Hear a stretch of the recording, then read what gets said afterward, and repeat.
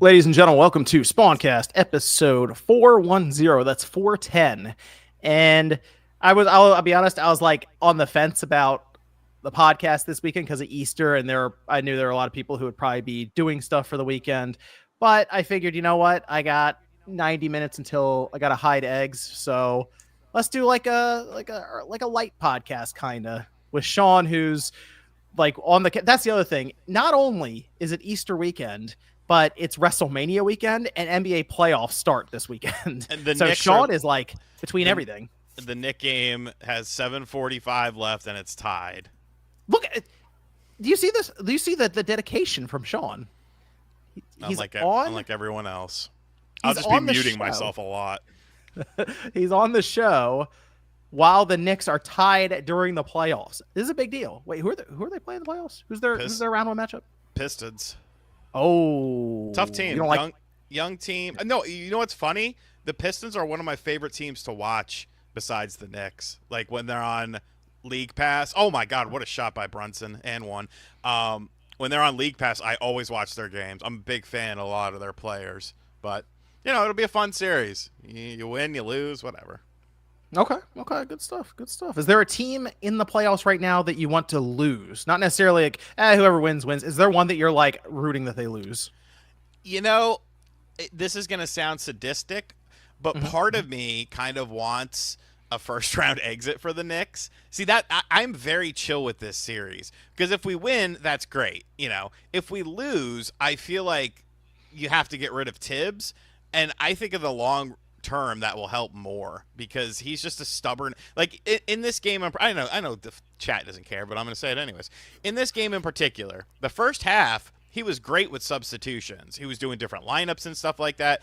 And then the second half, he hasn't done anything. Granted, we've come back and, you know, we're making things work, but it's very frustrating with him. So, surprisingly, also, I want the Timberwolves to lose. I'm actually rooting for the Lakers and LeBron.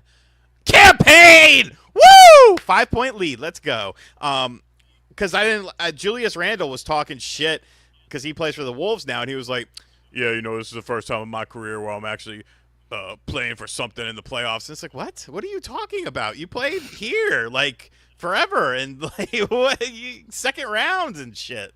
But yeah. So Sean is on the couch between NBA and WrestleMania. Yeah. So be interesting to see how this one works out. Celia. Hey, happy Saturday. I got to check out Blueprints. And it's fun. Oh. I get why you're obsessed with it. I was excited for it too. And I was like, it's going to be a great time. I love puzzles. And I was pretty pumped for it as well. And this game makes me feel very smart and very stupid at the same time. It kind of does, right? Like I finished it. I got to the final room and everything. So I'm kind of like done with it now. Although people are like, oh, there's so much more stuff you got to go do with the lore. And like, I think I'm good. I got the experience, like 10 or so hours and unlocked one trophy in the whole thing. For the 10 hours and beating the game. Which trophy? Was it just literally the trophy was you beat the game.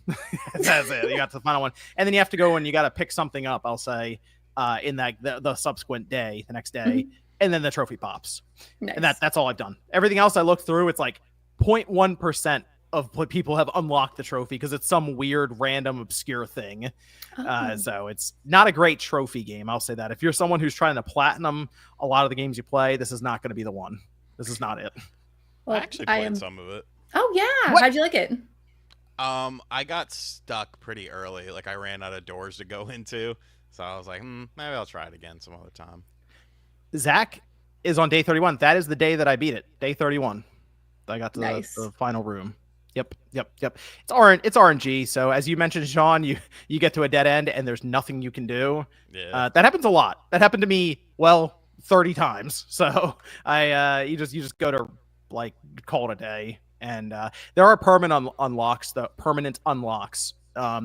if you're having a hard time with it, to be honest, 2 of them you just need a combination. So I just recommend to people look it up and just get the permanent. One is literally here is almost 50% more steps every time you start your run. So here is 20 more steps, so it's 70 instead of 50. Wait a minute. Spoilers. Wait a minute. What is going on here? Hey, Hello. Ryan. Who the Hello. fuck is this guy? I saw there was only 3 of you. I'm like, what the hell's going on? It's Easter weekend. Yeah, So. I just realized that like today. I'm like, oh shit. Okay, see, it's tomorrow. not just me. It's not just me. You know what? If I didn't have kids, I would not know it was Easter. I had no idea. Oh yeah, I guess that bunny's showing up tomorrow. Yeah, so we were gonna go. It was gonna be like a 90-minute podcast. So around 10 p.m. Eastern, we're gonna finish up because I gotta go hide eggs. But that's why I went live a little early, 8:30, just because I'm like, well, I'm kind of hanging out until like it's time. The kids are asleep and stuff. Oh, then we'll do it. So Makes sense. good to have Ryan here though. Every so often. After Clicker, and well, here's the fun part on Click R3. We just talk about like the PlayStation stuff. Here, it's a lot of the Switch 2 stuff right now because all the happenings and stuff, and Oblivion remastered. So, see what you have to say about some of that, Mr. Pokemon over there. This is true. It's very true. Good stuff. Good stuff. I just missed that. There was a member. Look out! It's Jackson. Member for 40 months. Shout out to Look out! It's Jax. Did you check out Blueprints, Ryan? I don't want to start it because I know I'm going to get lost in it. I'm going to get addicted. Okay, because I remember we talked about that on Click R3. You're like, I don't know. It's going to be one of those. You're doing Rebirth right now, so you're like locked in. Yeah, I'm still trying to get it done by the calendar year. Medallion gifted 10 Small Wave memberships. Yo, shout out to Medallion. Hey, if you got a membership from Medallion, you gotta say thanks in the chat. Drop some emojis for Medallion there in the chat if you got a membership from him. Shout out to Medallion. I'm like between games right now. So you know what Sean, funny enough, you know what I went back to? Because I'm like, maybe I'll wrap this up before Claire Obscure and Oblivion drop this week coming up. I went back to Star Wars Outlaws. What is wrong with you? I'm like 15 or so hours into the thing. And I remember you told me you beat it at like 13 hours. No, I didn't. Oh, I thought you said you beat it super fast. I beat it quick, but it wasn't. I'd have to look at my playtime. Tell me how long it took you. I want to say like 30, not 13. Oh, man. It's that long. Yeah. Well, I just started mainlining the main objectives now. I'm like, I'm just going to beeline this thing. 15 hours. You're playing like, I don't know. Let me see here. Oh, no. It says it's about 18 hours. I think, okay. So maybe it was like 15. Because I didn't do 100% completion because I wasn't really interested. The game. I'm sorry. I know people were like the game. It's kind of boring. It's not good. I keep saying if all of a sudden she finds a lightsaber and realizes her like family tree is a Jedi, oh cool, this is fun now. It really is that like caveman thought of lightsaber. Good. I mean, it's just it's so weird to me how you specifically chose a time frame to make this game within the Star Wars universe, but you don't leverage any of the interesting parts of that, like as far as like characters and stuff are concerned. I'm sure a bunch of people will love the game when it comes to Switch 2 though, so be on the lookout for that. Hey, it's John O. Yo, shout out to John O. Says, I hope you all are well. Sean, I feel you on them losing. You used to hope the Bills would lose for better draft picks. Happy Easter, everyone. See, I'm very at peace with this series. Like, no matter which way it goes, I'm very at peace. Of course, I would like to win, but... Oh, sorry. I'm trying to adjust my mic. Of course, I would like to win, but if it doesn't happen, it doesn't happen. What are you going to do? Here's the thing. This team is not going to win a championship this year. They need a better bench. Sorry, I was adding Ryan to the description. You're fine. We just scored again. Up 9 all of a sudden with 5:40 to go. Defense. Cat learned how to play defense in the past 5 minutes. 17-0 run in 3 minutes. Casual Noob Gamer says, with price eggs, teach your kid lesson in hide potatoes. Thanks. Dude, I feel like you said the comment to your phone and it like tried to type it out for you, but I appreciate it, Casual Noob Gamer. So let's see. Mostly we have the Mario Kart World Direct that happened. Some reactions there. The pricing, the pre-orders are live. Oblivion remastered, and then I have a bunch of fun questions from the Patreon mailbag as well. And then of course any super chats here we'll go through. But let's start with the Mario Kart World Direct. I know Sean, you watched it, Celia. I assume you got a chance to check it out. I don't know if Ryan, you got a chance to watch. It's about 15 minutes long. Yeah, it seemed like it was a lot of the same stuff, so I kind of tuned out of it. Okay, so I think going into it, everyone, because we were all doing, a lot of us doing predictions, trying to figure out where the big hook was on this, and they kind of There hyped it up too. I will there say, was Nintendo none. did. Yeah, Nintendo kind of did. It was like Bill Trinham was like, "Well, I mean, wait for the direct. You never know." So a lot of people went into it thinking, "Okay, they're going to show us something here," and it was a lot of stuff we already kind of knew. I mean, they showed some stuff, but there was no massive aha moment with this thing. That was kind of the issue here for a lot of people. Was this thing's $80? Let's let them show us why it's 80, and that moment never really came. Now, some of the stuff they did show was that the open world has like a mission mode with these P blocks that you go over. They say like hundreds of them. I don't know how interesting each mission is going to be because they mostly showed what get blue coins. I don't know if it's going to break out into a cutscene and all of a sudden you're off on some crazy mission. Kind of not really seeing that one, but I guess it'll at least give you stuff to do in free roam mode. They had a charge jump. They showed a bunch of other modes, including battle mode, which was like a minute maybe in the showing. It's not surprising to me when I saw a lot of the reactions of this could have been an email or why was this a direct a thing? Okay. So what did you think, Celia, when you saw it? So, like Ryan, I did skim through it. Monty Mole confirmed. That's mainly what I care about, to be honest. I do this thing with my friends with like Mario Party, and now I'm going to do it with Mario Kart, where I decide that Monty Mole is number 3. So I always try to get the number 3 slot consistently and then brag about it. So I'll be doing that with Mario Kart. And sadly, that is the one thing that I'm really excited for the game. To be honest, I'm more of a Diddy Kong Racing girl, which came out on the N64. So Mario Kart is cool. I will play it with friends. I own Mario Kart for Switch. And it's kind of one of those things where like, if everyone in the group is like, let's play Mario Kart, then I'm like, okay, let's do it.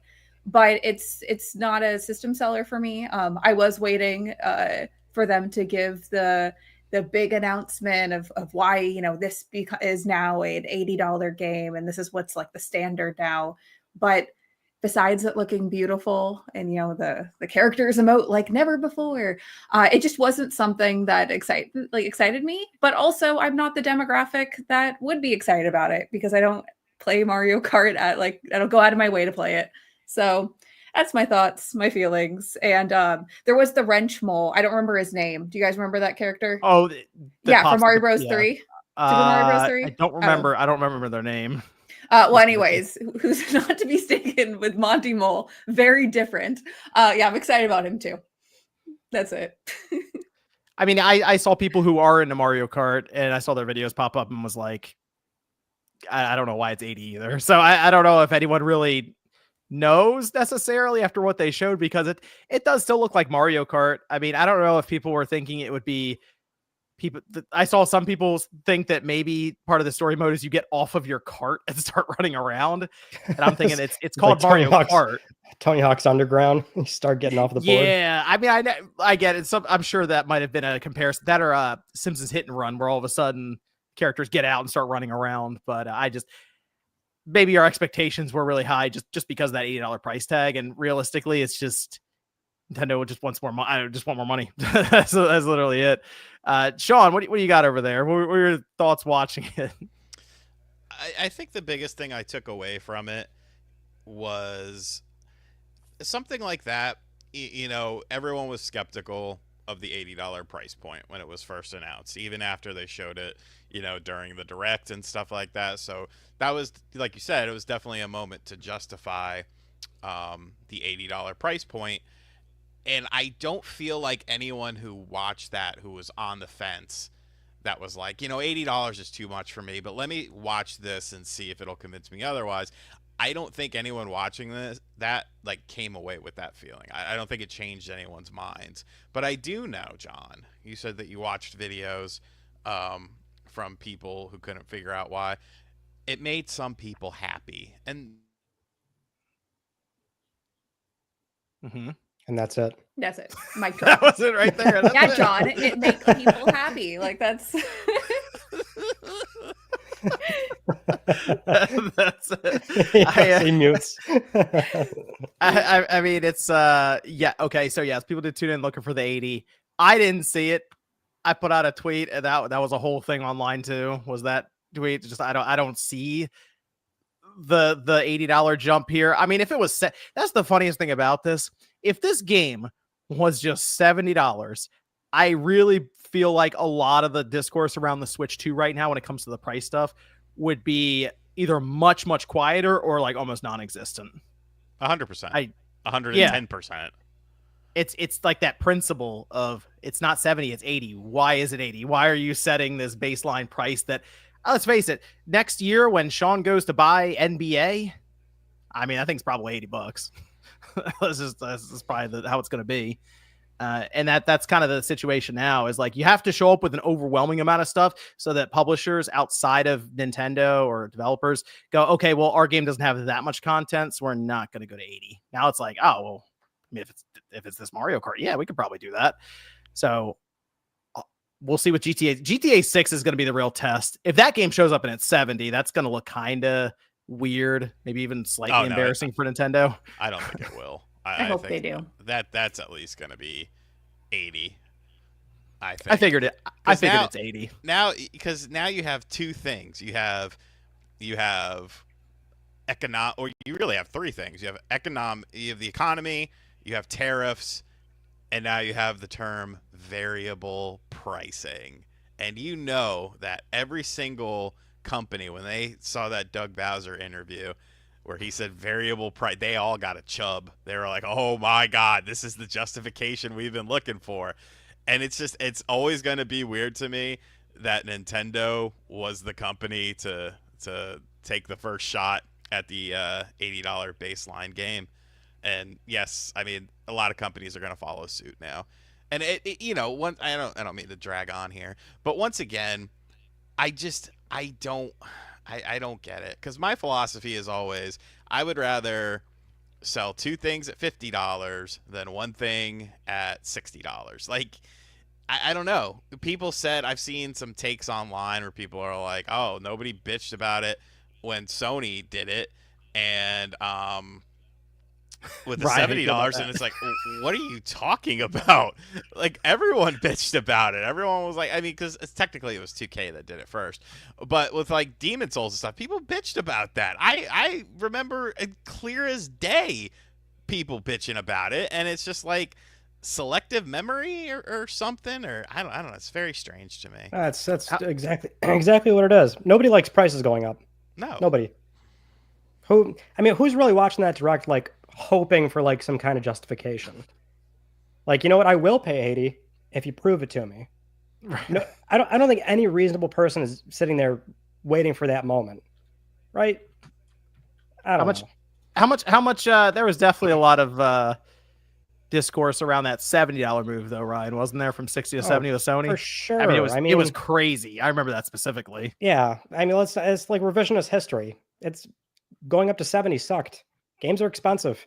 This is a luxury hobby. Nothing's cheap about it. Boo. That's. Whoa. I mean, here's the benefit though, Sean, with that 80 is, when they put that thing on sale for 25% off. Like, look, we got a sale going, guys, and really it's $60. That's the thing. Oh yeah, Nintendo's not discounting shit. And that's what stings so much more in the context of Nintendo first party. It's like you see that $80 and it's like, oh, it's not only is it 80, it's 80, and it's staying 80 for like a long time unless you're patient, and then you're salivating at the mouth to pay like $56 when it's on sale. Or that Mario Kart World bundle in 6 years that they're still running for Black Friday and Cyber Monday. Hey, that's gonna be a really valuable bundle then. Propaganda to not get you to buy a physical copy. Hey, that's Ryan had a whole video this week about that. What sucks, John? When I get a Switch 2, I have to go out of my way to give him $30 more because I'm not getting a code for Mario Kart World. Get that nonsense out of here. You're getting the cart. I have to buy the base model and then go out of my way to give him another $30 so I can get a copy of the Mario Kart. Man, you're gonna have the $80 game on the shelf then. There it is. You know what though? I'm holding it, and if I ever want to sell it, I can. Hey, you just do an unboxing for that Switch 2 game on day one, and you get your $80 back. That's all. That's how that works. Yep. Hey, you did what, a 2-minute video on putting plates on your PS5? How'd that video do for you? That's a tutorial. It's just one of those search term tutorials. Yeah, how'd that video do for you? Pretty well. Yeah, there you go. So you just open a Switch 2 game. There you go. Let's see. A lot of them do Switch stuff, so that's the great thing about Switch 2 stuff, John. I'm off for that. Guys, what if Sony decides to release something on the Switch 2? Then I'll talk about it on my Friday show. So you can buy the Switch 2 cartridge with Aloy right on the front when they move Horizon over. Sure. That'd be a news topic. That's about it. There you go. I'm getting the bundle. I'll live with it. I'll just get the bundle with the digital codes. John. Same. I'm cheap, dog. Because we got to figure it like this, though, Ryan. We got to buy other shit too, because we got to make videos on it. So like, I'm buying Cyberpunk. I'm buying Street Fighter. I'm shying away from a lot of accessories because I feel like a lot of third-party companies are just going to be like, hey, here's a bunch of accessories, so I don't have to really worry about that. And by the way, Knicks take game 1 by 11. Let's fucking go. Well, good stuff. Good stuff. Right. Now WrestleMania. But yeah, like I'm going to, and the rumor is, I don't know how true it is, but I have seen a couple places report it, is that like over 70% of the Switch 2s that are going to be available are bundles. Yes. Yeah, I think they're going to front load those bundles quite a bit. They're limited, so they're only going to run until fall 2025, apparently. Right. There's no bundle anymore, so they're going to get that out of there before the holidays. Just get that out of here. It's the spending season, so give us $30 more if you want Mario Kart with that game, with that system. I like how some dude said nobody cares about basketball in the chat, and then people are literally going, "Let's go Knicks" in the chat. Like, come on, bro, come on. So that's my plan. That, and then Sean's right. Accessories, games. It'll be a fun day, expensive day. Before we move on from Mario Kart, did you guys see the Paul Rudd commercial, like the remake of Now You're Playing with Power? Based. No, that's fun. Yeah, that's a fun commercial. That was really cute, and yeah, they redid it, and he's all old, and now it's Now You're Playing Together. So that's the campaign that they're doing. I love throwbacks to old marketing campaigns. So I think that okay, I'm revising my my Mario Kart reaction. That's the thing I was most excited about. I love throwbacks. When the light flickered and I saw Paul Rudd, I was like, yes, I know this commercial. I remember it. So that was really cute. It was really camp. If you haven't watched it, it's on YouTube. It's still a commercial, so there are a lot of kid lingo and boomer talk in that, which is dorky, but it was fun. It was enjoyable. Removing the price conversation, though, I do think Mario Kart World looks like a lot of fun, and I think it'll be a good time. Yeah. And I'll probably be driving around in free roam and looking for the missions, and apparently they have built-in achievements to the game. Ryan, there you go. You can get some achievements there. You think I have time for that? You're gonna start going around in the open world part, and then you're gonna look at the map, and it's like all these like achievements that look suspicious like trophies, and then you're just lost forever in that, Ryan. They got to be system level. Can't be in game. Yeah. That's the thing. I know it's like people are so back and forth on trophies, achievements. Everyone's doing it. It feels like it would have been a good opportunity for Nintendo to make the move on that, and they just didn't. Kind of a shame. Well, considering this system has like proper onboard voice chat, that means the next cycle they'll finally catch up with trophies. This is true. The thing that I would like to see Nintendo get involved with achievements and trophies, system level stuff, is because I think they could bring something somewhat creative to the scene. Because I will say, it feels like right now achievements and trophies, it's kind of like stagnated a bit. Like there's nothing where they're like, oh, here's the next big thing for achievements and trophies. It's just kind of like riding it out. No issues there. Nothing. I don't know. Not as creative. It used to feel so interesting when they were at least introducing it and then talking more and more about the for Microsoft when they were playing around with the different kinds of achievements and they even linked it to your account at one point where you would actually get points that you could spend on stuff, but they haven't really done much since then. So That's why I'd like to see Nintendo do it, because I think they could do something interesting. Not this gen, though. Maybe next gen. Although, Sony didn't they start incorporating trophies and stuff midway through a generation at one point? They've done a few things with trophies. I mean, right now they contribute to your level on PlayStation Stars. Like that is a genuine requirement for like the 4th level of PS Stars. You have to earn certain trophies. Level 4. To earn like the level 4 version of PS Stars, yeah, you need to earn like a certain amount of gold, I think, or something like that. They used to, I mean, they've done other older programs before where you could like actually connect with Sony Rewards and then redeem like a PSN $10 gift card after a certain amount of platinums or something. But that was like a one-time campaign. There was a really goofy thing they did during the PS3 days where you could use your profile's trophy count to bid on like items that it was like really weird, like apparel they used and commercials and things like that. Like you could bid on a Killzone 2 jacket and you would bid with the amount of gold trophies you've earned on your profile. And they would ship those to you. That was like a really goofy thing they did back then. What are the levels on Stars? 4th level, is that good? It's like the maximum level. Oh, yeah. So like a few hours ago, the 3-year-old decided to buy Indiana Jones on the PS5 when they picked the controller up and started mashing buttons. All right. And I looked and I was like, great. That's a $75 purchase on a game that I already beat on the Xbox. So in my mind, I'm like, well, hasn't downloaded yet.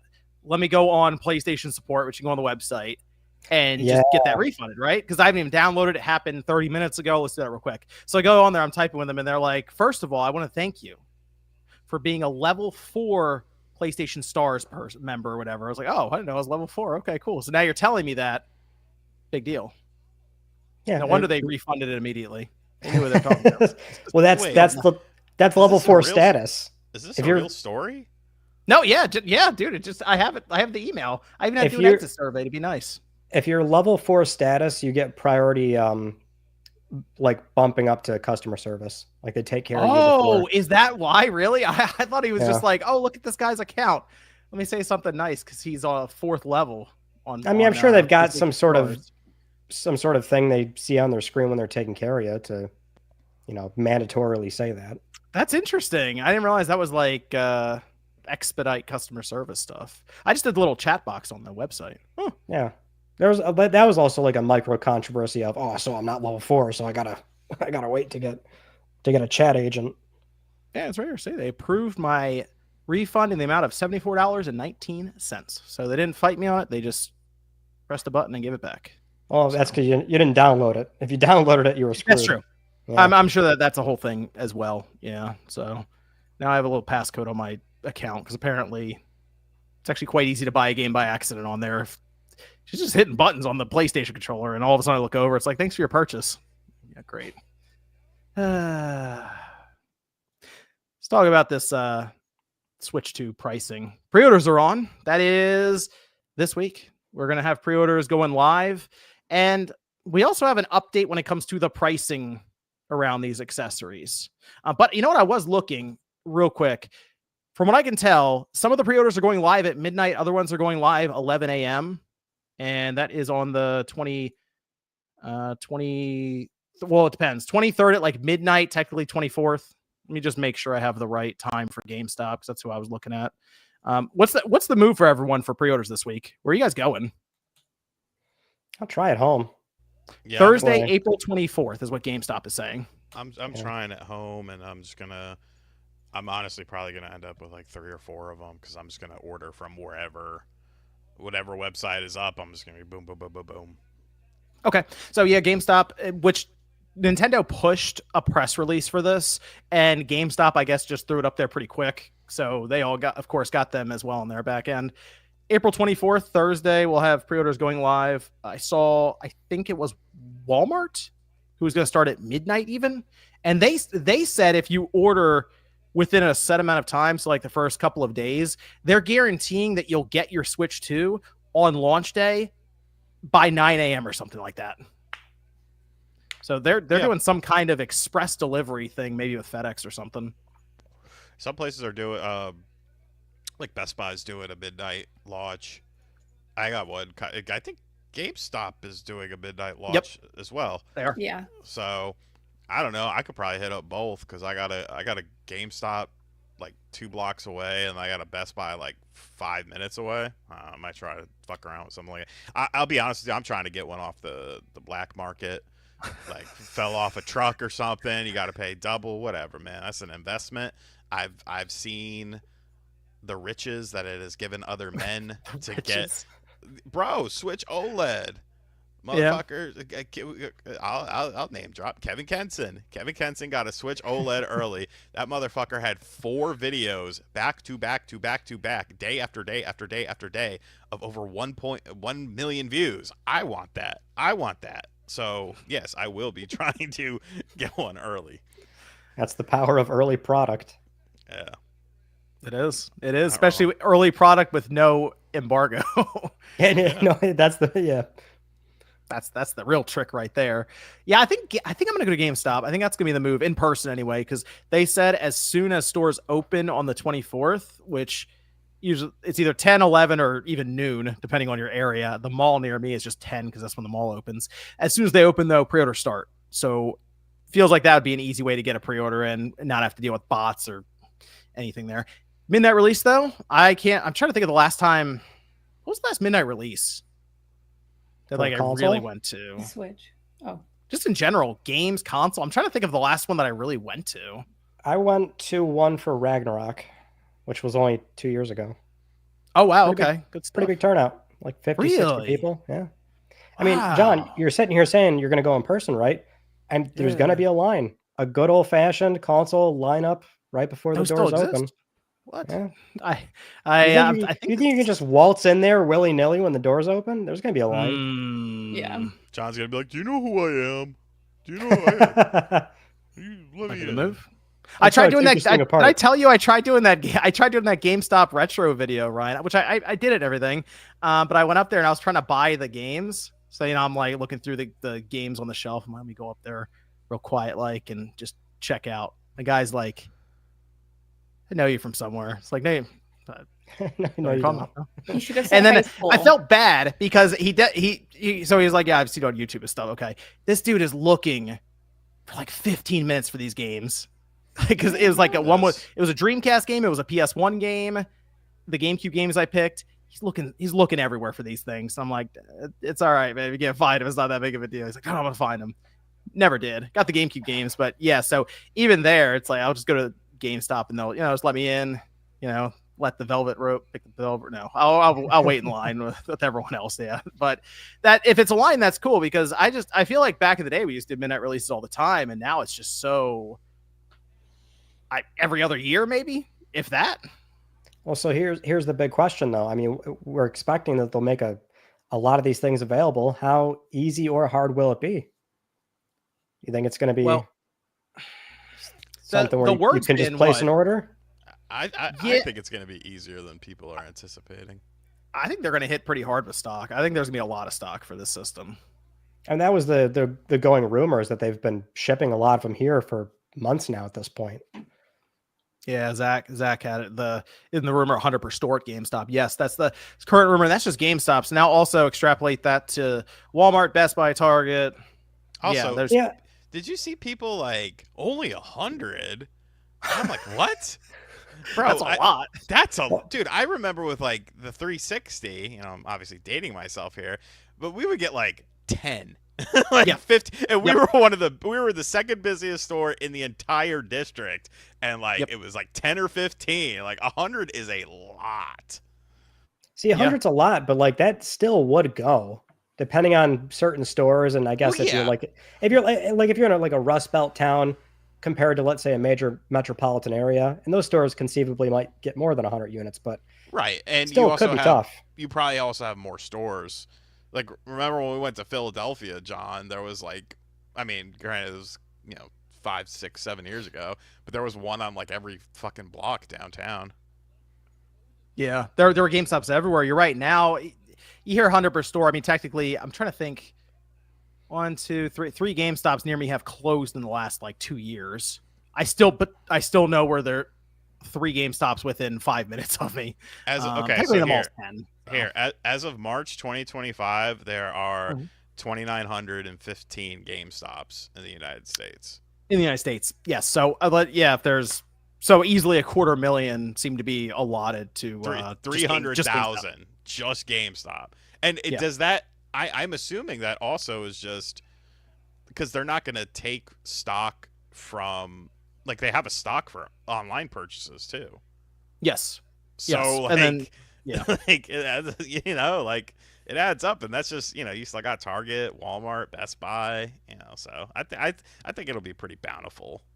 California is a GameStop desert. All of them closed. Not all of them. That's an exaggeration. But I used to live like in close proximity to a shit ton of GameStops, and a majority of them are closed. Like I have to go to like the next city, 2 cities over to go to one. And I was planning on going to a midnight launch. Are they? So you said they're doing it in other stores besides GameStop, right? So I don't have to like make a voyage. Best Buy? Yeah, Best Buy. Best Buy's doing a midnight launch. Yeah. Okay. When you say midnight launch, though, does that mean you still had to secure a pre-order on the 24th to go pick it up on launch? I'm assuming, yeah. I assume so. Like with Best Buy, it's like you could pick if you want in-store pickup or shipped to you, and if you pick in-store, then you could go to the launch. But do some stores still do this where they have an allocation that is not allowed to be pre-ordered, so you could show up day one and attempt to get one? I don't trust that. I wouldn't, but like I wouldn't at all. But I as far as I understand it, stores used to do that. Because a store did that back at the Switch launch. When I attempted to buy one, I went to the midnight, launch of it or whatever, and I got in line, and they had like I don't know how many units, but the line cut off 10 people in front of me, which obviously it wasn't like almost, but it was pretty darn close. So I don't feel bad. That. What? Enough to feel bad. Yeah, I was like, this is rude. Yeah. Oh well. Yeah, because I did the midnight release for the Switch. I did the midnight release, I remember, for the Xbox One X. None for the PS5 or Xbox Series, obviously. Those were all just shipped through websites and everything. So I guess it's been a little while since the midnight release. The last midnight release I went to was Mortal Kombat 11. Oh, because you picked it up for the Switch. Yeah, because I used to live like literally a stone's. I mean, I still kind of do, but I don't live in the same place anymore. But I live like a stone's throw away from a GameStop. So I was like, I'll go pick it up at midnight. How did your guys' GameStop survive? Well, I mean, the fucking. I don't think they did. So a lot of them did close. Okay. Because I remember there was this GameStop, and they were bragging. They were like one of the largest GameStops in the area, and they're like, "Well, we don't have to worry about closing because we're like a super GameStop." I don't know if he was exaggerating or that's what it's called, but it was like a large version of the store, and they were like the first to close when they announced it. So let's see if the old one. Well, square footage in California would be pretty expensive, right? For the lease. Yeah. That's the thing. It was like so cool. Certain towns, they're just probably very cheap to lease the properties. So I think that GameStop that I used to go to did close because it says their hours are rest closed. In peace. Closed Sunday, Monday, Tuesday, Wednesday, Thursday. Their hours or don't come. Yeah, I'll say I think the GameStops I'm thinking of are high traffic areas in Delaware. Like there's one by the movie theater, and then there's one in the mall, like the big Christiana Mall around here. So it's is that the mall we went to? Which mall did we go? No, we went to. What mall did we go to? King of Prussia? No, it wasn't King of Prussia. It wasn't Christiana. I don't think. Christiana Mall was small mall. Close. It was pretty small. No, this one's not small. No. I remember I had Christiana's a bit bigger. A good slice of pizza. Where was that? Fire Emblem Warriors. You were driving. I know, I was driving. I'm trying to think of where we were. Was that when we were out like Philadelphia? No, it wasn't Philadelphia. It wasn't Philadelphia. It was on the way back from Philadelphia. I'm trying to think of where that would have been. It wasn't Christiana. I know what it. I'm trying to think of what mall that was. Was that Concord? Was that Concord Mall? Yeah, it might have been Concord. That sounds somewhat familiar. So that might have been Concord Mall. It seems like that GameStop, according to Twitter, closed August 20th, 2024. Rest in peace. Yeah. No, I don't live in Delaware, Medallion. I travel through Delaware. I don't live in Delaware, though. No, I live in Maryland. Maryland's a big place.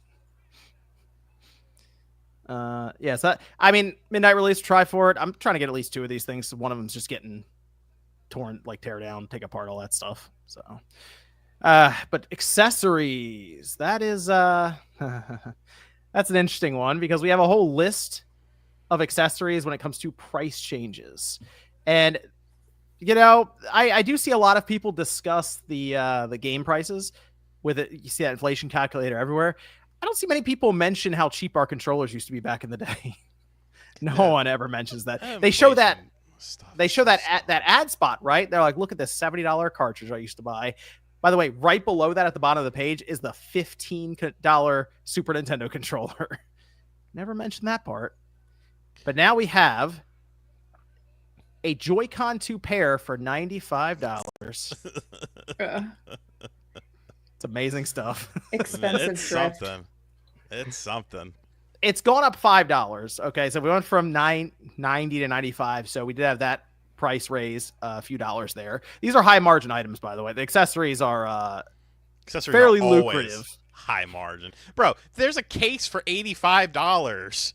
There is. It's the it's the carrying case and screen protector for $40, but then you have the Nintendo Switch 2 all-in-one carrying case for $84.99. That case better cook me dinner and give me a BJ for $85. You are out of your goddamn mind. And the thing of it is like, there's a million, company, like, we've talked to a million companies. They're all gonna have shit that's gonna be cheaper than that. Like, oh yeah, I wouldn't buy that set. The all-in-one.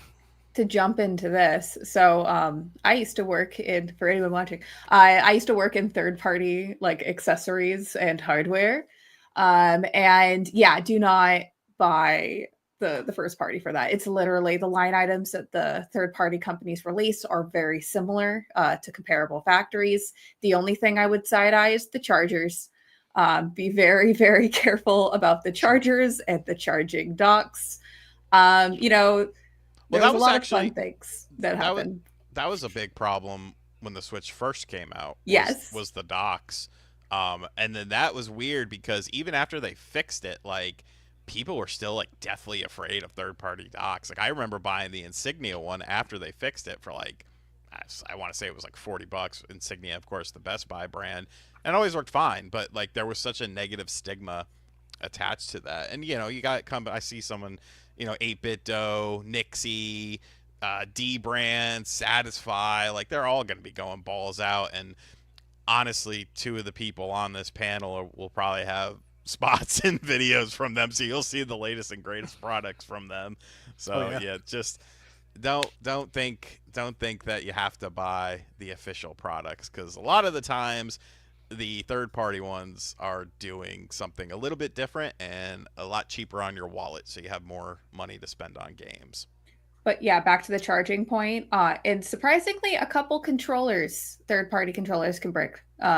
We used to have a game at an alleged company, and basically we'd be testing different line items, and a couple of them did break a Switch. That's crazy. So just be cautious, because you don't know. Hey. Yeah, Mad Catz gets a lot of heat, but they had some decent stuff. They had some great fourth player controllers. No, they didn't. Last person to the house, they got the Mad Catz. No, they didn't. Y'all don't remember. Don't lie to yourself. What are you doing, Sean? Y'all don't remember the Turbo Touch on the Sega Genesis? Oh my god! My uncle would always make me play with the Turbo Touch controller, and he's like, "Oh yeah, it's so much better than the official one." It was find a picture of it, John. It's called the Turbo Pad, I think it's called. I'm not typing that into Google. Turbo Touch controller. Turbo Pad. I don't want to type that in either. Genesis. It didn't have a D-pad. It was just like a flat octagon that you would put your thumb in, and it would simulate the D-pad. And it was so fucking bad. Like, it was just, it was. You were selling us on this thing. What are you talking about? No, it was terrible. He would give it to me because then he'd have the advantage. Oh, I see. I think this is it. It's black and yellow. Luke Games is selling it. Oh no, this is just Mad Catz. It has a bunch of switches at the top. It looks like the same kind of Genesis D-pad. Hold on. It looks like a standard D-pad for that. I mean, they have switches at the top. That's like it is actually called the Turbo Touch. I found one on eBay for $5. Remember when they did this? Do you remember when they did I'll put the link in the chat. Oh no, I see it. I got it, Sean. I got it. I see it. Oh, and by the way, speaking of sharing eBay links, I hate every single person that's watching this show right now because I had to pay a higher premium price for that Nomad that I ended up buying because the seller got so many people looking at that ad, he ended up jacking up the price. So I had to like talk him down a little bit. And I'm like, I know why the numbers went up. He's like, oh, they're going fast. I was like, nobody is buying this but me. Oh my God. Let me see. I have it here, Sean. Look at this thing. Back thing. Look at Turbo that. Touch Yes. 360. Yes. God. I hate that exists. Look at that. There's no D-pad. You don't need one when you have the Turbo Touch 360. Is that supposed to be like, it's supposed to actually be a touch panel? Yes. Kind of. It's terrible. I should order that thing. I have check nightmares. it out. You can get it on eBay for $5. Nobody wants it. There you go. That'll be a video. The Turbo Touch, the worst controller ever made. That is terrible, by the way. If you're gonna play a platformer with that or a fighting game, a fighting game would be really bad. It's really bothering me that the 3 buttons are like so off. Like the letter They're off A. center. Look at how the A is like just on the very bottom of the controller. This controller is actually it's actually offensive. Scoot it up a little bit. No, tooling is expensive. The first round is all you get for the golden sample. Yeah, this is incredible. I love it. This controller. You know, with like what's the start button doing up there? With third-party controllers, there's a lot of like legalese and like I guess things you have to do to make sure that it's not infringing on any I guess patent for other controllers, so you can like avoid getting into trouble. But they didn't have to go that hard for making it that different. So you're saying it's very compliant. Oh, that's an extremely compliant controller. Like they can have, if they want to patent that, they totally can. But wow. Ooh, I found it in the box, Sean. How much? $27. Incredible. Buy it. In the box. That's a video crazy. right there. It was a controller, but I just the worst controller ever made. I you know just what's weird? For that. It's okay. It's not weird, but like, the Power Glove was third party. Like my entire life, I thought it was a first party controller for some reason. Yeah. But like Mattel made it, and I think AGE was another company that made it. I know there's 2 distributors of it. I don't look up the Angler controller for the Super Nintendo. Oh, I see it. Ooh, what's the Angler? Man, I don't even know what that. Oh, is that supposed to be a joystick with it? Here, let me see. I got it. We're just looking at the worst controllers ever made, apparently. Wow, that is pretty bad. Oh, while we're at it, there was a Power Glove for N64. You should check that out, too. There was, and that thing was hideous. A Power Glove. You ever wanted for the N64? a monster hand? Yeah. Like, that's what you could have. There it is. That's the Angler. Pulled up yet. Gross. Super Nintendo controller. I love how they leaned into Super Famicom and then also leaned into SNES colors. That's real cool.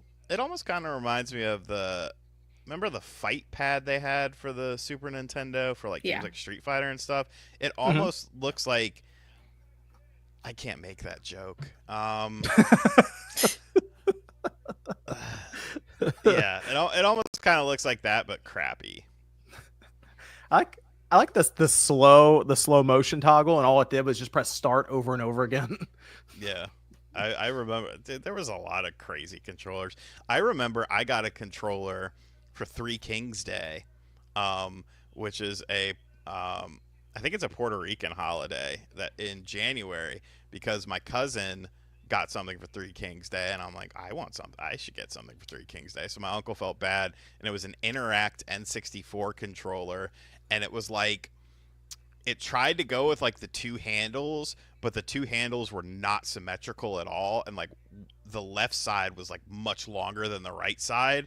But like I made it work, and it was another N64 controller, and that's just what my friends would use. Like, hey, here you go, enjoy.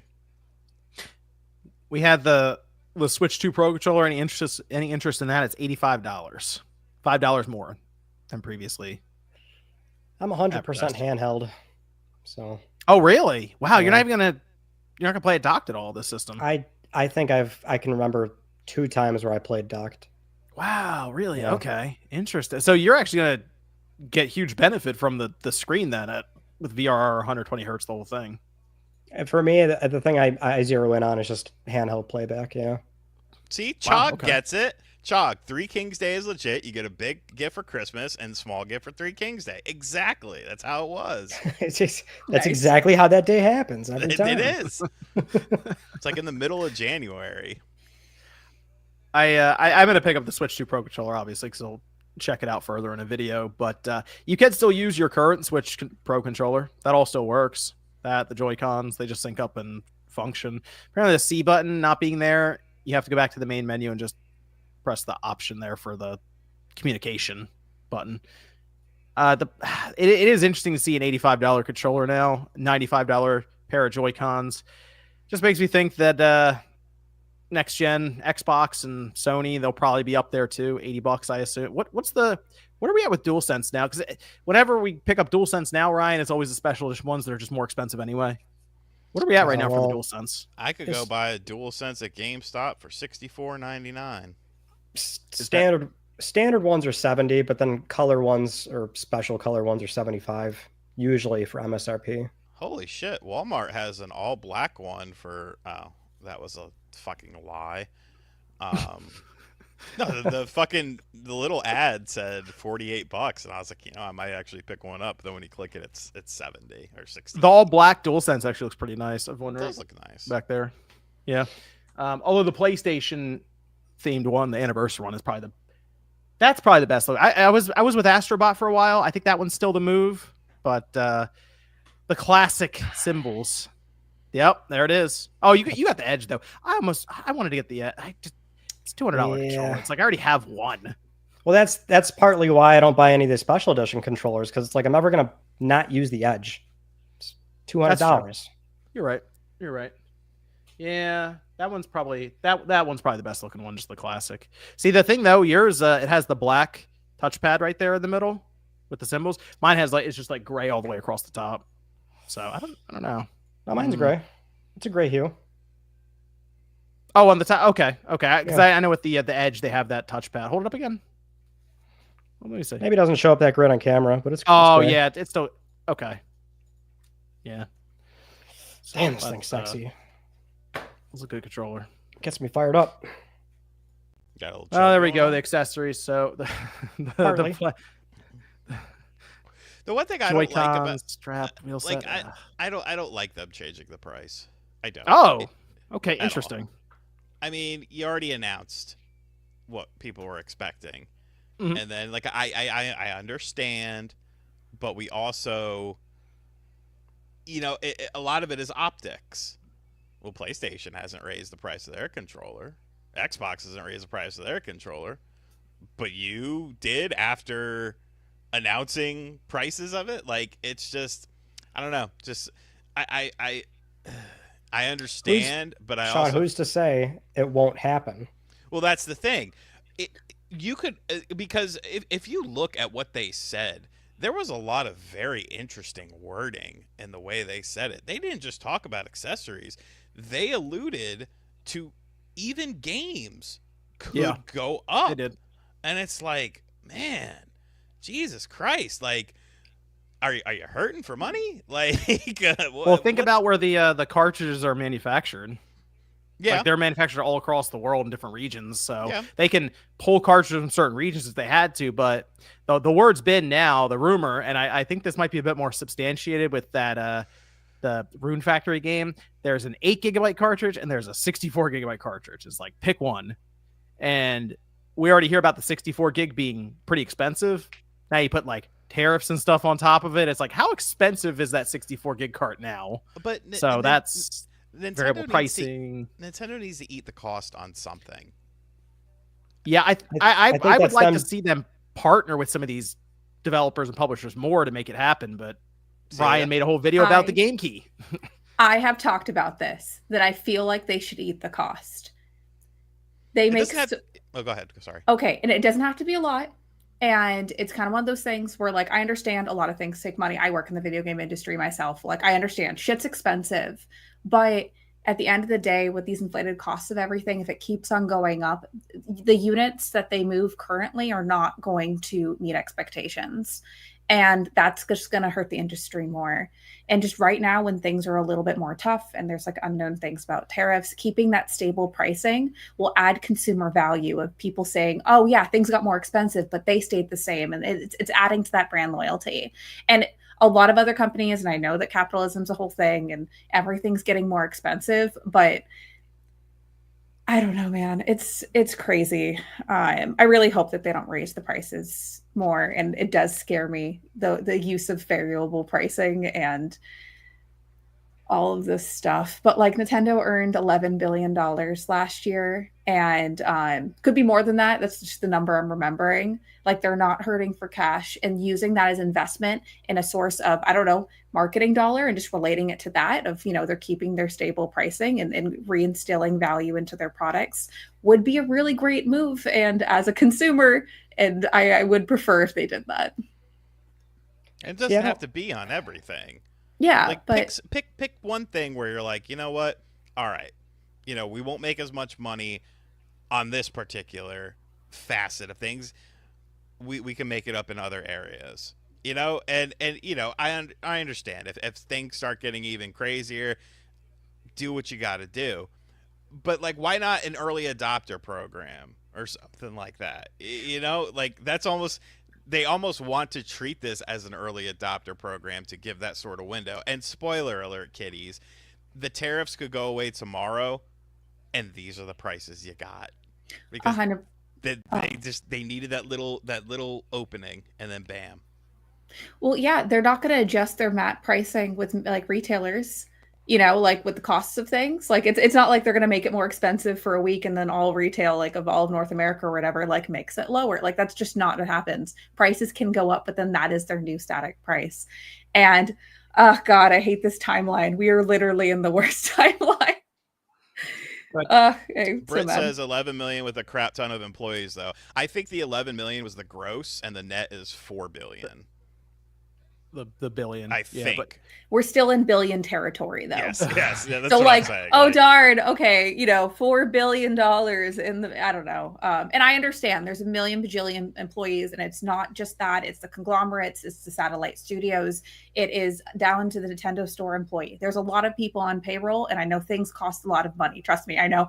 But it's just one of those things of, as a business sense, reinstilling value in the consumers in an unknown market right now is really important, and finding out a way to, and I understand that other companies everywhere, anywhere, go to the grocery store, penny pitching right now. But when we're entering unknown times and the recession and a worldwide, everyone's hurting. It's not just North America. It's scary. And I would prefer if they did not do that. Ryan, what were you're trying to get in there, Ryan? I don't think anybody knows the answer for sure, but it would appear to me as though this is the compromise they're making. Nintendo in the last few platform cycles have wanted to make money on hardware, but traditionally the whole model is exactly what Celia was saying. The loss lead. They'll sell consoles at a loss in favor of getting an install base built up, and it's your accessories, your software, and nowadays services, which is the big thing. That's how they generate so much goddamn money nowadays.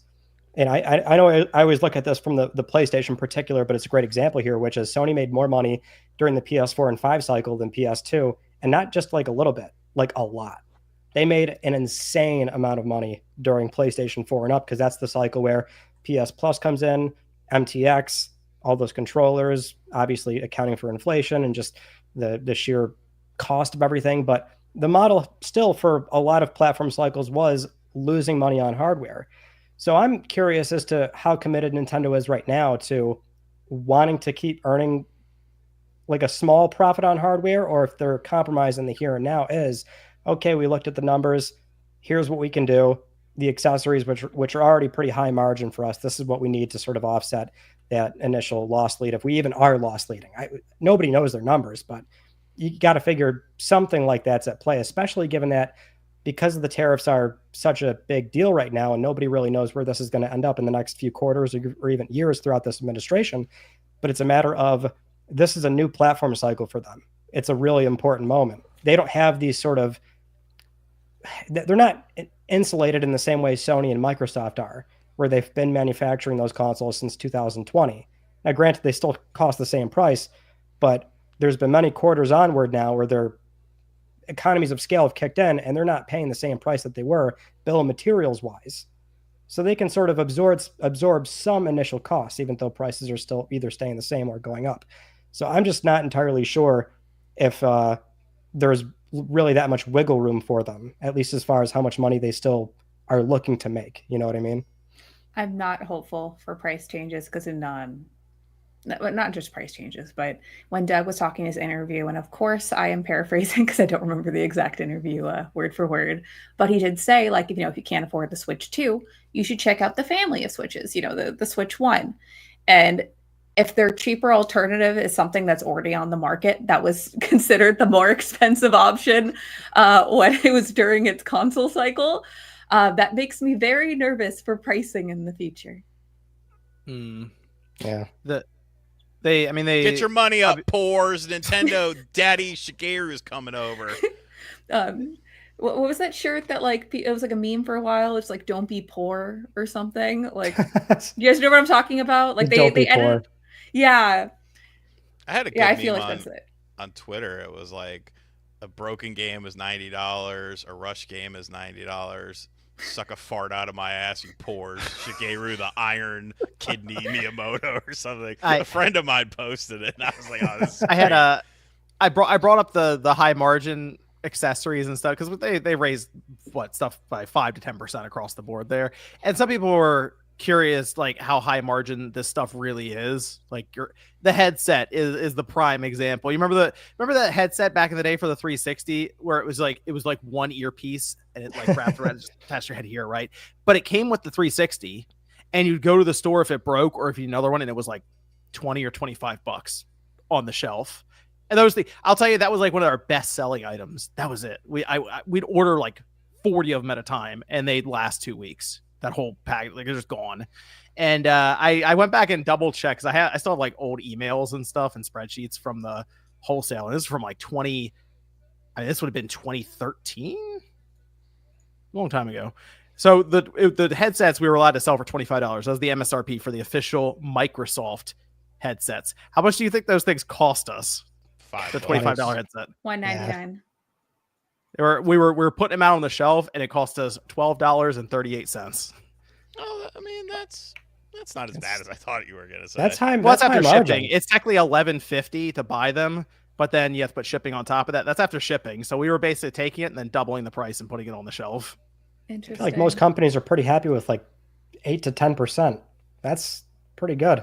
Those headsets were awesome. I mean, we sold so many of them. It was a guaranteed sale back in the day with an Xbox One or whatever, or even the 360 headsets were still selling pretty consistently back then. My brain was thinking like line item, like the cheap what you get from factories, but yeah, the $12 does sound better. Those N64, remember those third-party N64 controllers, the junk ones? Yeah, they were like, what were they? Tomei or something like that. Like that's HyperKid. If you read the copy from 2016 to 2020, I wrote some of that. Those things broke constantly. Just to be real with you. Yeah, okay. Ones too. But that's something you could count on. Okay, like it was consistent. I mean, we sold them for $10 and we bought them for $3.50. So. That's why my brain was thinking $199 for the headset. Okay, I know. We'd sell them all the time, and they were not great, but they were great margin. Oh wait, we got it. We got it right here, guys. My favorite commenter, Mr. M. Once the dopamine spins up as you play Mario Kart World, the $80 will make more sense. There it is, folks. If you're on the fence, the dopamine. Mario Kart World. Mario Kart World. Okay. Sean's just scrolling Twitter, just laughing. No, it's your chat. I'm talking about the other day, like just the past couple days. Oh yeah, I've been loving what I'm seeing. Oh gosh. Let's we're gonna go over to the mailbag here and then go through some of the super chats for the back half of the show. I did want to bring up though this week, Oblivion Remastered seems like it's going to happen. There was a lot of people forgot that Nate mentioned this thing forever ago. And he's just sitting there and everyone's like pointing to all these other people mentioning it. I think there was what he brought up a book that AI or somebody was writing online. And I'm like, well, I'm just not going to mention you at all. It was all about the leak too, which is really weird. And so we have that this week, which is cool. Don't really understand why it's shadow dropping. It appears it's going to happen. Get this, the 21st, which is Monday. Let's go. So there you go. Oblivion Remastered rolling in. It's going to go into Game Pass day one. There were some screenshots that leaked out. Some people didn't like. Some people looked at them and said they look bad. I don't really. I guess because it's not as blue and saturated, but there's time of day in this, so it could have been taken when the sun was coming down or something. I think it looked good, just from the screenshots. And I mean, it's kind of hard to judge it without seeing it in motion, but yeah, I right. think it looks. I'm actually kind of surprised at how much work it seems that Virtuos put into it, at least from the screenshots that we saw. It looks great. I think they said they're doing Unreal Engine 5 has been the word around that, and I'm assuming it's going to be similar to how we got Ninja Gaiden 2 Black, where they had the original game and then they overlaid the new visuals onto that game. So we'll see how this goes. The shadow drop thing is just weird to me. I don't get it. So are they going to make the characters prettier or no? Because I like the Uncanny Valley, like weird portrait, like pivot and like zoom in. I want it jank. I want it weird. I want it bad. Yeah. We haven't seen any of the characters, though, I don't think. I think it's mostly just been scenery that we've seen. Is that why they're hiding it? Okay. They said, I want it to be creepy and unsettling. And it's okay if it's the camera stops and they go, like turn like that. Then it gets all yeah. No, it's so important to me for like things to not work and the jank to be there. I will be really annoying on Twitter if it's not like that. I mean, it's going to be fun going back to Oblivion because that game, I know people really look at it and go, oh, those are the good days. Then you fire it up and you're like, oh, this game needs some help. So I think this will be a good thing to see this. Did that get an upgrade on the Xbox One or no? Slightly, yes. Slightly. I think it got FPS boost, auto HDR, and then resolution bump, I believe. So it's kind of like the light remaster treatment that a lot of these backwards compatible games will get. Yeah. Yep. So people, of course, will be doing comparisons, but we should see it also launch on PlayStation. I don't know if there's any interest in there for you, Ryan, with another massive open world style game as you're playing Rebirth. Yeah, I don't know. I still didn't play the PS3 copy I have, so. Oh, really? You know, I don't think I really ever played that on the PS3 either. I just played 360. Well, all those 2007 to 9 PS3 third-party games are not good, so. No, it was Oblivion that would eventually just erase your save file because it just kept getting larger and larger as it saved. That was Skyrim, but I'm sure Oblivion has some problems. That was Skyrim. You're right. That was Skyrim. Yeah. I'm excited for it. I'll be checking it out this week. Although Clear Obscure Expedition 33 is also out this week. So 2 big Game Pass drops actually within 6 days of each other. That's awesome. I'm excited to play 33. Still don't really get the shadow drop element. It seems like something you would market and hype up and get people excited for, but all right, we'll go that route. Also, they showed the digital deluxe edition, I believe, and it has Horse Armor DLC. So there you go. Fun callback. Yeah. Yes. Fun callback to something that has potentially done a lot of damage to the industry. Shout out to the Horse Armor. That was the first microtransaction, right? On console. First DLC. Yep. Yeah. DLC micro. Yep. That's what started it all. Go over to the Spawncast mailbag here. Of course, members of the Patreon Spawncast Network can leave comments here as we open the thread. Start here. Larvy says, find any more spiders this week. Celia or Sean? Okay, I haven't seen any spiders since last week's incident. Ryan, for context, a spider crawled on my camera, and I kind of freaked out a little bit, but I muted it, and I turned off the camera and disappeared for a little bit. What everyone didn't see was I was like talking, and pretend this is the spider. It like went. Yeah. Oh my fucking God. No way. Everyone thought it was my cat, and I was like, oh no.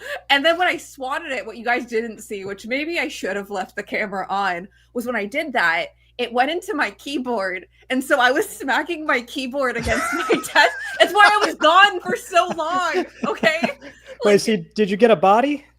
Yeah, no. So it flew out, and then as I was doing that, he went down really badly. Oh, so shit. it wasn't an intentional murder. It was a oopsies. Because like normally, like I'll like put him in a cup and like self-defense. or whatever. Whoa! You were gonna catch and release?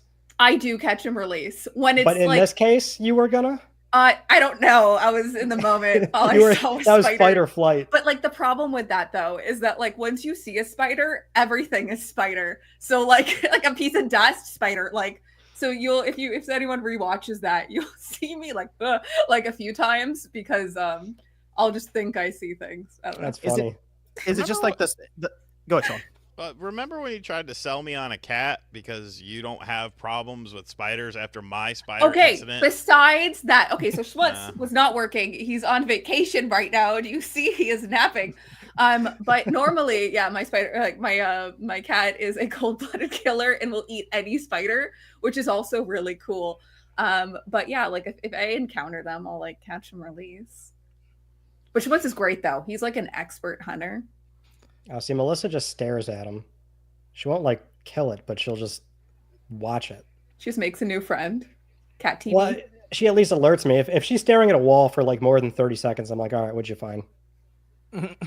Schmutz will like a lizard. Okay, last animal related story. I'm sorry, guys. Okay, so last year, I didn't realize that like where my back door is, there was like a little hole area where the doors met, and a alligator lizard, which is just a very large, harmless lizard, crawled into my house, and I called my best friend screaming. And Schmutz, because he kept on trying to like go into like my den area, and there's couches, and I would have never got him out. That would have been his den.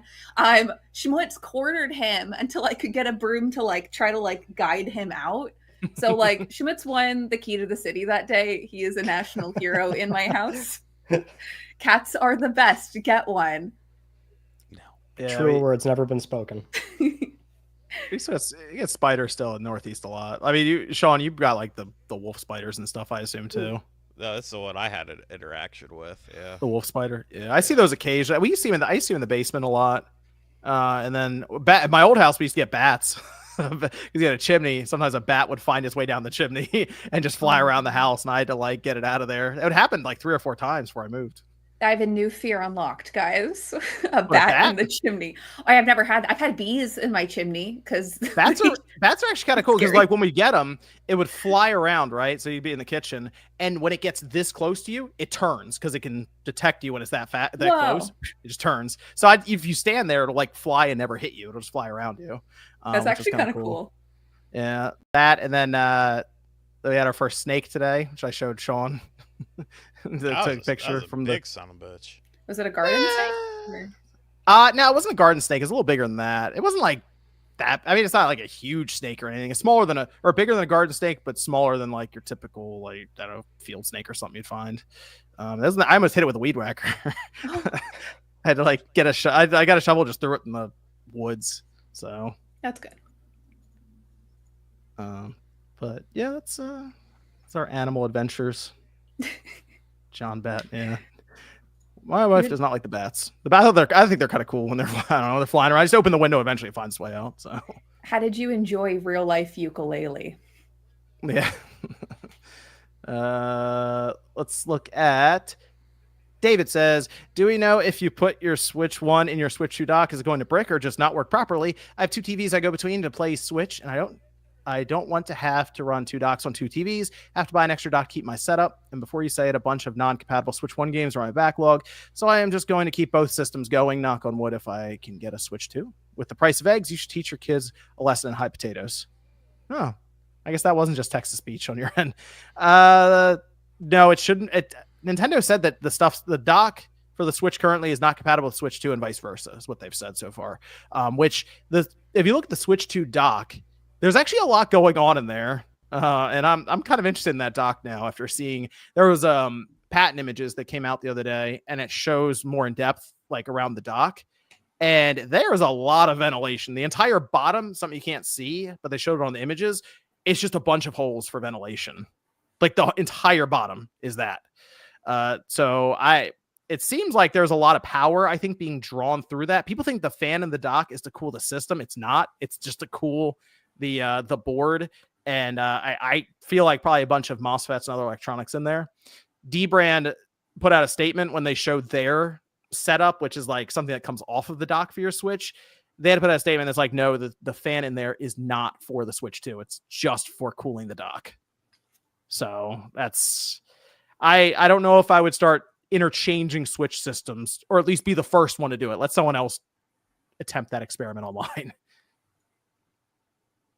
Christian says, anyone think we'll see the return of Animal Crossing Villager, Link, and Inklings as racers in Mario Kart World, maybe other Nintendo characters? And if not, do you think it'll be DLC or just won't happen at all?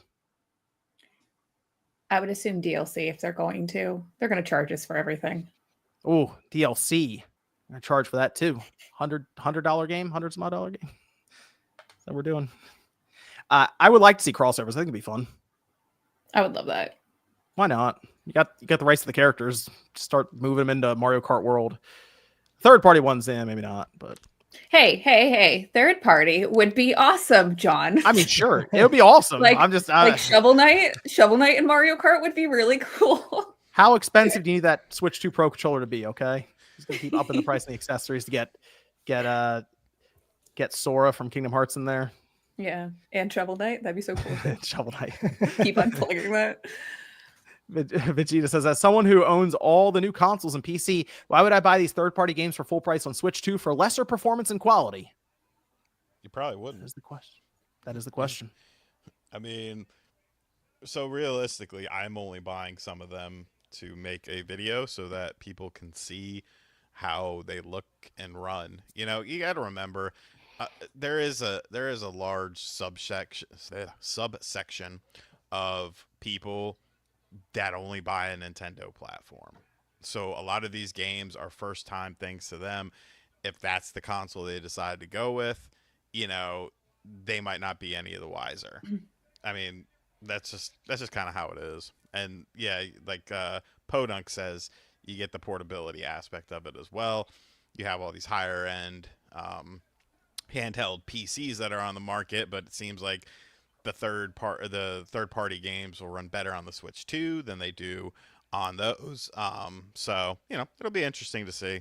But I also agree with you, unless you're just like a big diehard fan, if you have multiple consoles and you don't care about the portability aspect, you probably wouldn't. Just to tack on to what Sean said, he is correct. It is for the people that like only buy Nintendo or diehard fans, or people that only buy Nintendo consoles, because user acquisition is a ton more expensive than it is getting people on the platform that they choose. It's from Elijah, who says, do you think there is a chance we could get original Xbox on Nintendo Switch Online? Microsoft wants Game Pass on Switch. Nintendo would never allow that, but I can see them adding the OG Xbox to the service since they already have the Sega Genesis. That would actually be fun. That'd be fun if they did that. I don't know if it'll happen, but that'd be kind of cool if they said, hey, here's the original Xbox with like Blinks. Yes. And yeah, but to interrupt you. There you go. Pick a cat game. That's what I'm talking about. There's another game that I would want. Keep talking. Hold on. Like they put Jade Empire on there, and they get what was it? Brute Force. Get that on there. Okay. Blood Wake. No, nobody's asking for brute force. No one's asking for it, but that would be the Nintendo thing to do. We got original Xbox, and the first game that pops up is Brute Force. It's making its way to Nintendo Switch. But you also, there's always that small chance, because we know Xbox is going to be putting, games on there. I think the reason you didn't see Forza was because of Mario Kart World, and Nintendo was like, "Hey, y'all gotta chill. Y'all gotta chill. We'll have you in the next direct. Don't worry, you can go balls out." There's always a chance that they could do like some sort of compilation. Just take the games that are on Game Pass via Xbox, the original Xbox, throw them on a cartridge, throw them on a digital download, and be like, here, you can get a sampling of our games. Works for both companies. Okay, I have the game.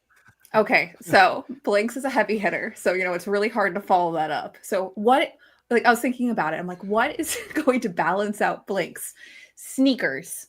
Do you guys know what this game is? Sneakers. Yeah, fucking Sneakers. It will be incredible. I know like two Why didn't I Xbox think of that? games, and it's just those. And you know what's funny? I just had to double check that was the name of the game because I thought I made that up. It's the box art is what lives rent free in my head. It's incredible. Fucking The mouse. game is so bad. How are you going to be a Blinks fan and you never played Blinks 2 though? You know, I stuck with the original. Like That's fair. it's it's a heavy hitter. It's good. Do you guys did Xbox ever get the Shrek fighter game, Smash style game? I think it was like Shrek's Grand Slam or something. Or did I just make that up? No, it sounds familiar. Yeah, because I know it was on GameCube, but I feel like Xbox got one too. Shrek Super Slam. Super Slam. There you go. Not Grand Slam. I'm silly. Super Slam. That was on GameCube, Game Boy Advance, and Windows. Oh. No, there's an Xbox game. I'm looking at it right here. Yeah. Oh, wait, no, here we go. PS2, Xbox, GameCube, DS, Windows, Game Boy Advance. Yeah, so that should also be on the list for NSO Xbox. That's my trio for heavy hitters. October 25th, 2005. Came out like 2 weeks before the Xbox 360. Oh. This is from Brandon Wells. It says, I feel like something that isn't talked about enough is that the Switch 2 bundle is only available for a limited time through fall. I think a lot of people thought the bundle would be available for longer. Scalpers are going to have a field day. Well, we talked about that earlier. Breaksu says, everyone is talking about how the Switch 2 accessories had a little price increase, but the Amiibo, in the other hand, are out of control. The 3 Street Fighter Amiibos are $40, and the 4 Tears of the Kingdom Sages are $30. Even though I might be the only one collecting this, that's still $240. I was going to make a video on that, but it seems like it's only GameStop right now that has confirmed it. Walmart hasn't adjusted any prices and Best Buy hasn't adjusted any prices, so I'm kind of waiting and seeing. However, if we start to get more confirmation, I'm going to make the video on it. And I know that there's, other content creators who are tired of the negativity, but it's not negativity. It's simply looking at a situation and analyzing it from a reasonable standpoint, not a fanboy standpoint. Probably be good to know that the Amiibos have gone up in price before you get to the store. So not a bad idea to cover that. Barang says, I will definitely be buying less Switch 2 games and focusing on some first party, but primarily my Switch 1 backlog. What are your guys' plans in terms of Switch 2 game collection, etc.? I'm kind of over game collecting, so I don't really give a shit. Oh, I mean, I'd like to get the Switch 2 boxes have grown on me slightly because it's like the wraparound cover art now. So the spine, I think, looks better than what we have for the Switch 1 games. But it seems so hard to say which game is going to be on the cart and which game won't be up until the day it comes out. And the game key thing just is like... wait, John, breaking news. We just found out why the Amiibo for Street Fighter are more expensive. Nintendo knows Street Fight 6 won't sell well, so to compensate for that, they raise the price. Thank you, Mr. M. I always enjoy your input because it's always 100% very knowledgeable and just right on the money, because Ultra Street Fighter 2, the Final Challengers, definitely wasn't one of the better selling third-party games on the original Nintendo Switch. Spot on analysis, brother. Shall I just call it out the chat? Just him specifically. I like getting into it with him. Okay. Mr. M makes, like, you could fuse the fanboyism of Nintendo Prime and OJ together for Nintendo, and that does not reach the level of Mr. M. Like, he is just on another fucking level. But it keeps me entertained, so I enjoy it. Street Fighter 6 actually looks pretty impressive on the Switch too. So it really does. I'm super looking forward to it. I'm buying that. That's one of the games I'm buying. Like, hell yeah, $60 with some of the DLC included. Like, let's go. Mm-hmm. Yeah, Street Fighter 4 sold well on the 3DS as well, but the game key thing though, for the collector's aspect, I understand. I look at that and I'm like, it's just not as exciting or interesting maybe. But then I hear about Rune Factory getting a 64 gig cart for some reason. I don't know which way's up now. So Who knows? Have you played a Rune Factory game before? No, I'm confused why they. So the game is 5 gigabytes, I think, on the Switch, on the current Switch. So I have no idea why they're using a 64 gig cart. I don't know either. Other than that's all that's available. Maybe they got a good deal. But yeah, like, those games are long though. So it's also interesting how they're doing it, where it's like you could play the Switch 2 cartridge on your Switch 1, and it just does the Switch 1 version instead of the Switch 2 version. I don't know. I kind of, people, by extension, people have been kind of shitting on the digital game cards and stuff like that. And I guess if you're like a diehard physical collector, I get that. But at least, like, you could resell that shit if you wanted to, No, that's a good point. You can resell it. I get it. Consumer rights. You can still buy them, sell them, lend them. Yeah, like I think that's actually one of the more interesting and impressive, because obviously, a lot of these companies are like, yeah, fuck off. We're not wanting a 64 gigabyte cartridge. That costs money, and it could be a situation, similar to what you saw with the N64, and that's why N64 game prices were so high, because you had to buy the cartridge. You had to buy the cartridge from Nintendo, and like they were charging, like I want to see, because like if you look historically speaking, a lot of my math could be off on this. It's been a very long time. PS1 Saturn games were like $50. First party Nintendo games were $70, and then third party games were kind of the Wild West, because the third party companies had to buy the cartridge from Nintendo in order to put the game on the cartridge, and that's why you didn't have as much third party support on the system. Yes. Wait, can you repeat that last line? So if a third party company wanted to put a game on the Nintendo 64, they had to pay money to Nintendo to get the cartridge in order to do it. And I want to say that's kind of why, like, you could buy Doom on the PS1 for $50, but it was $79.99 on the N64, because companies had to pay. I want to say it was like I could just be making up that number, but I feel like I'm actually correct. It was around like $20 for the cartridge just to put the game on it. It was expensive. Yeah. Mm-hmm. And okay, I was just curious. Yeah, it was a whole thing. This is from Joe, who says, was the Switch 2 cartridge notch placement a planned contingency when the Switch 1 was developed, or did they have to figure it out later during the Switch 2 development? On the Switch 2, they figured that after for the Switch 2. But it's weird because this Rune Factory game works in both. So I don't even know what that cartridge looks like now. So maybe there's a whole other cartridge that doesn't have it, but it's red, and we just got to get these games and find out. We got to just open the games and take a look. You gonna open one up? Oh yeah. I'll find one that's apparently this. I was gonna open up Cyberpunk, no problem sacrificing Rune Factory. So I'll cut that one open and take a look at the 64 gig card. I also want to take a look at a game key, because I want to see how big the chip is that's in there, because I would be shocked if they packed something in that's more than 256 megabytes. It might be one of the smallest flash chips they can find to drop in there. So it might be some specialized one.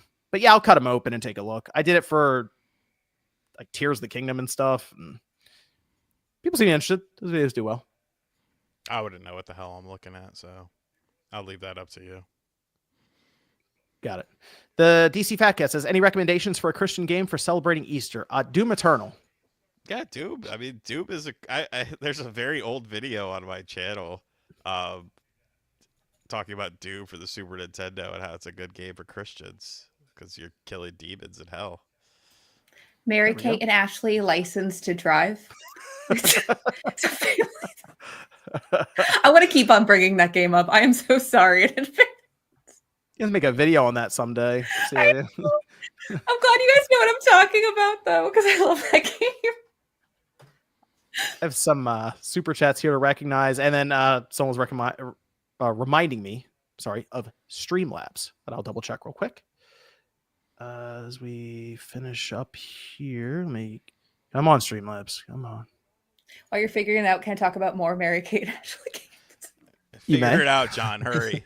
I got. Okay. Next one. How many are there? There's There's a a lot. ton. There's But a there's ton. okay, so I can't remember the name of it. I think it's called Get a Clue. Actually, yes, it is called Get a Clue. It's for Game Boy Color. It's a puzzle game where you have to play with Mary. You have to play as Mary, Kate, and this dog for some reason. And it was definitely a reskin game, and it's actually really, really fun. I'll find it somewhere. This is from Adam over on Streamlabs. Says, having recently beat Dead Space 2 on a hardcore mode, I'm curious if any of the cast has overcome a high difficulty setting in a game, and if so, what was the game? Then they say, "Let's go Cavs," Sean. I mean, Cavs look good. I wouldn't. I mean, nothing really springs to mind, but I'll always remember IGN reviewing Fighting Fantasy: The Warlock of Firetop Mountain for the Nintendo DS, and being like, yeah, 20%. After we got 20% into the game, it was too hard and we couldn't finish it. And like, I took that as a personal challenge, and I was like, all of a sudden I'm going to play and I'm going to beat a dungeon crawler. And I thoroughly enjoyed that game. I cheesed the Warlock when I finally got to him at the end of the game. He couldn't really hit you if you were like half standing behind like a pillar. So I just fucking half stood behind that pillar. But that actually put me on a road of dungeon crawler games. So I kind of appreciated it. Deep Labyrinth, Orcs and Elves. There's some other ones I played too. I'm going with Mario Strikers, the original one from the GameCube. Legend difficulty robot team at the end. There's 4 of us, and it was incredibly difficult because their goalie cheated the whole time. It blocked everything. But when we won, and like I said, there's 4 of us. It was a big deal. No one ever knew though, and that was it. It was just us in the living room, excited, cheering. Yeah, Legend difficulty robot team Mario Strikers. Try it. Get back to me. It was quite difficult. Let me go over to Super Chats. Here we go. Big Cat's Corner says, thank you to all of you for all you do this podcast. I look forward to this every weekend, and greatly appreciate the effort. Stay healthy, and happy to everyone who supports Spawn Wave Media. Shout out to Big Cat's Corner. Got that for John O. Casual Noob Gamer. Vampire Slayer says, is this going to be like Game & Talk where we talk about the price of eggs for 10 minutes? I'm down. Mario Kart Direct is what I expected. I don't know that if it justifies $80. Yeah. I think it went longer than 10 minutes. Yeah, it went for a really long time because we're talking about eggs and then grocery stores, and then you dropped your pea snap lore because you were talking about you're eating like handfuls of peas, and I was imagining like literal peas, but it was like the pea chips. Yeah. It was good. It was great. Everyone watch Game & Talk. It's fun. And you can watch Analog Allies and see a drunk Brett make out with his girlfriend, and I narrate it. What? He was pretty wasted, and because he didn't have his kids and his girlfriend was over, and like he's like, I gotta go pee, I'll be right back. And I was like, okay. And like he got up to pee. I guess he thought his room was dark enough to like where I couldn't see him, but I could totally see him. And I'm like, what the fuck is he doing back there? So I just stopped talking and I put it on solo layout, and I'm just like narrating as he's like going in for a kiss and stuff like that. It was very funny. What? Good for him. Later Storm says, I think Nintendo should do a renting service on the eShop since renting video stores no longer exist for a small fee like $5.99 for 3 days. Incredible world to live in. You are the rental store with your copy of the game. You rent out your copy of the game to a family member or friend. Yeah, you can have a whole thing going there. Yeah. You can play it for 2 weeks, $10. I mean, you can even do that virtually, right? Because they have a virtual game card. You can lend it out for 2 weeks, and then it just comes back to you automatically. Yeah. Nintendo as a platform renting through the eShop would just like, I feel like it would tank a lot of things. But that sounds really cool as a consumer. It sounds like it'd be great. If I ever leave the industry, I'll be cheering that on. Spyro Jones has been playing this new Indiana Jones game on the PS5 that came out this week. It's really fun. Weird no one is talking about it. Also, what's an Xbox? Okay, that was my game of the year last year, Pat. We talked about it a lot months and months ago when it came out on the Xbox. Pyro says, will Nintendo leverage microtransactions next? I mean, they had their phone games for a while there. Yep. So, yes, they will. Oh, Dallin asked, did Josie finish Shenmue? I finished the first last week, and I'm halfway through the second. Amazing games. Shout out RGT for the recommendation. The anime is next.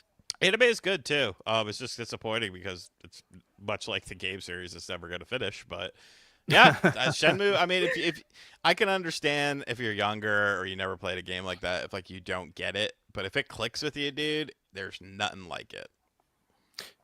Clive, no message. Shout out to Clive. Is that Clayton's Clayton's brother? What? Oh, Bigsby.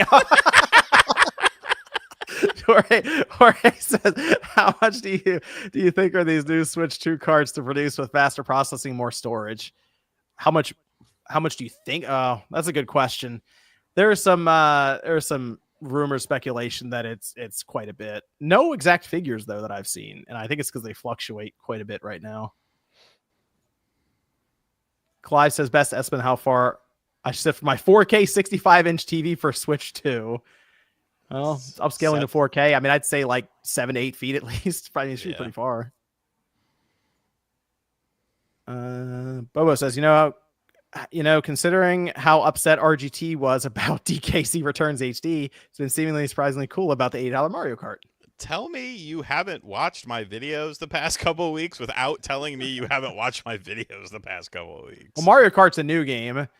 Technically, DK we've already had because you fools supported Donkey Kong Country Returns HD. You gave Nintendo the balls to do things like this. So don't point the finger at me. Point the finger at yourself. Pyro says, I will pay $8 for games. Microtransactions are abolished. Games launch bug free, and the entire game is on disc or cartridge. No download needed. Well, that's it's a nice probably not going to happen in most cases. Yeah, thanks. Celia's right. Most cases, that's not going to happen. No. Pickle Rick says, "Sup guys, love Newswave. Archie's my favorite YouTuber." Thank you. Zoop says, "Why am I upset about $8 box price when I can't help but drop Benjamins on loot boxes every couple months?" Fuck you, buddy. Salute. I mean, I just spent a ridiculous amount of money on an action figure. So Vito says, "Remember the Steam controller? It looked awful. The Steam controller was a weird one. It felt really cheap. The idea was there with the touch pad on the side because they obviously incorporated that into the Steam Deck, and it works really well. There's another one coming though. They're working on the second Steam controller, and it might be out sometime this year. So we'll see how it looks then." Shout out to D's Overdrive, became a YouTube member. Rebecca says, "RGT, it would be awesome to see you do a podcast with Grand Pooh Bear about WrestleMania." I don't know who that is, but they probably don't like me. So. But I mean, I would do it. But to be fair, I haven't watched. I missed the first. I missed the Jey Uso match. I missed the Jacob Fatu match. So I haven't seen all of it. Suited for Gaming says, "Nintendo will only listen when it hurts their pocket. If we don't see another 3DS or Wii U situation with the Switch 2, then we'll have to get used to $80 games and overpriced accessory." Gingerbread Tiger Woods with Sean's it's Hogan as Link says, "Sup everyone, this is the channel that introduced me to all my favorite YouTubers." Yes, check out everyone who's on the panel now. We have their links down below in the description, so check them out. Ryan, Rum Mystic Ryan with all the PlayStation stuff, Sean with the Hogan room, and Celia with threes. Yeah. Jorge says, "Isn't there a report that Nintendo is likely selling Switch 2 at a loss?" Originally it was their build of materials was 400. So with any tariffs in place and stuff, could be close or break even. Hard to say. Bloomberg, I think, had that report. Hope they're okay with that. God, poor company. Thank you. Dr. Strangelove says, "What do we call games like Last of Us Part 1, Ninja Gaiden 2, and now Oblivion that aren't quite full remakes, but also much more than a remaster?" I don't know, because I thought Metroid Prime Remastered was more than a remaster too. So yeah, Last of Us Part 1 is a remake though. That one is a remake, yes. But the ones where it's this weird, they don't want to call it a remake, but it's definitely more than a remaster, like that kind of thing. I don't know. I mean, Oblivion does look like a remake. It does, right? But it's called Oblivion Remastered is what the title is officially for it. That's silly. Isn't that weird? A remaster, in my book, is like a frame rate resolution bump, maybe quality of life improvements, porting to new systems. I mean, if it's a night and day difference, I mean, kind of looks like a remake to me. Yeah, I feel like when you start changing assets out and like you start to get into that remake territory. Yeah, if you're touching assets, basically. And that was only $40. And then you look at Donkey Kong Metroid Country Prime, Returns HD. Oh my gosh! And they took the 3DS version. And they're like, all right, upscale that shit. Good. $60 out the door. This guy is Donkey Kong Country HD. Why do folks compare Rufflemount? Why do folks compare Wii U launch to the Switch 2? I don't know. Yeah, I'm really not sure. It's pretty dumb, honestly. I'll tell you that the Switch 2 is probably going to outsell the Wii U's lifetime. It's going to do it in its first 6 or 7 months. So I'm just letting you know what's about to happen. Tony Techie Cyber, shout out to them. It's your boy says my kid spent $758 on my Xbox. They only refunded 3. Oh, really? You need to drop that. Like, where are we going, Dad? Orphanage. That's where we're going. We're gonna learn today. Oh my god. They need to have like Scared Straight with like orphanages. Dude, my dad once we did it. He like I got in a lot of trouble, and he was like, "Let's go for a ride." I was like, "All right," and we started like half mile from the house. I was like, where are we going? He was like, oh, we're just going to go away for a couple days. I was like, oh. And I looked in the back seat and I saw a bag. I was like, what's that bag? He was like, oh, that's some stuff for you. I was like, where are we going? They were taking me to a military school to talk about enrolling. And I was like, nope. The speed limit, and we were still in the neighborhood. The speed limit was only like 35. I opened the door and I just stopped, dropped, and rolled out. He pulls the car over and gets out in the middle of the street. Him and I clashed heads a lot because we were both very, very hot-headed people. We got in like a fist fight. Like I'm running down the street. I ran all the way back home. My mom's like, "What the hell is going?" It was a fucking scene, dude. It was bad.